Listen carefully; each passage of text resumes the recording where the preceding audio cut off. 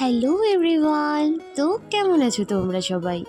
আজ আমি তোমাদের সাথে শেয়ার করব আমাদের মোস্ট অ্যাওয়েটেড পিকনিকের ব্লগ।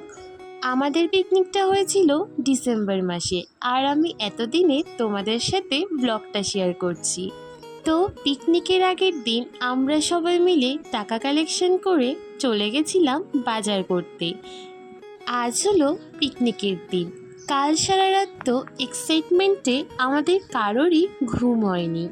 এটা হলো আমাদের কলেজ লাইফের ফার্স্ট পিকনিক, যেটা পুরোটাই আমরা সবাই মিলে অ্যারেঞ্জ করেছি, তাই এক্সাইটমেন্টটাও একটু বেশিই ছিল।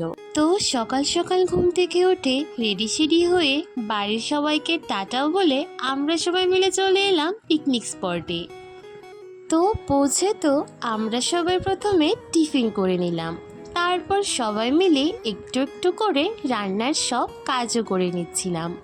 আর এই কাজের ফাঁকে ফাঁকে তো আমরা সবাই মিলে অনেক অনেক মজাও করছিলাম। আর এই পিকনিকটা জানো তো বারবার ক্যান্সেল হওয়ার পরও আমরা সবাই মিলে সাকসেসফুলি যে করতে পেরেছি, এটাই অনেক। কাজ টাজ মোটামুটি কমপ্লিট হয়ে যাওয়ার পর আমরা সবাই মিলে একটু গ্রাউন্ডে ফটো তুলে নিচ্ছিলাম। তারপর আস্তে আস্তে রান্নাটাও বসিয়ে দিল। এরপর তো শুরু হয়ে গেল আমাদের ডান্স। আমরা যে কি পরিমাণে ডান্স করেছি ওই দিন, এটা কেবলমাত্র আমরাই জানি। বাড়িতে এসে তো লিটারেলি পা ব্যথা করছিল।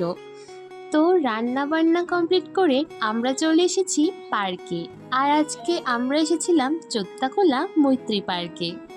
পার্কে এসে তো আমরা সবাই বাচ্চা হয়ে গেছি। সবাই মিলে তো দোল খেতে খেতেই অর্ধেকটা সময় কাটিয়ে দিলাম। এরপর এদিকে তো আমি একটু স্লিপারেও চড়ে নিলাম।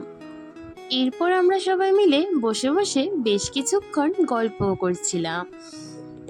বেশ কিছুক্ষণ ঘোরাঘুরি করার পর আমাদের চোখে পড়লো এই ওয়াটার স্পটটা, তাই আমরা সবাই মিলে চলে এলাম ফটো ভিডিও করতে। পার্ক থেকে বেরোতে বেরোতেই অনেকটা সন্ধে হয়ে গেছিল, তাই আমরা সবাই মিলে বসে পড়লাম খেতে। খাওয়া দাওয়া শেষ করে অনেকক্ষণ নাচানাচি করে সবাই মিলে বাড়ির পথে রওনা দিলাম।